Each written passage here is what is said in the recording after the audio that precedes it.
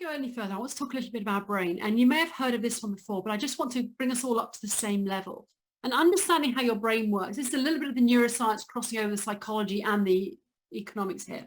Understanding how your brain works and having a codified, simple way of explaining that will help you. When we're talking about our brains have not evolved yet. They have not evolved for our modern world.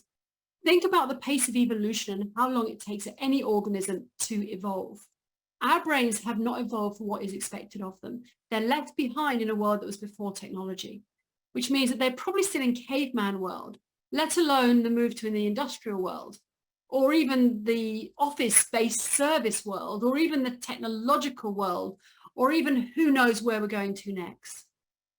Because our brains haven't evolved yet for the world that we're living in, we're having to make do with what we have, which is this sense of thing called cognitive overload, which basically means we're in survival mode pretty much most of the time, which is that high stress, low capacity place.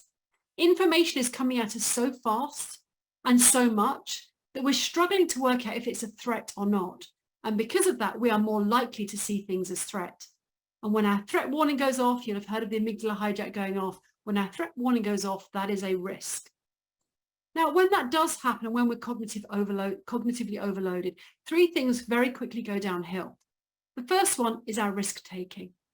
We stop taking risks because we feel fearful of taking the risk. It doesn't feel safe. So our risk taking goes down. Our open-mindedness goes down because, again, we hunker down to keep ourselves safe. And the final one is our ability to think about the future also comes straight down, which are three things you sort of want in the world of change.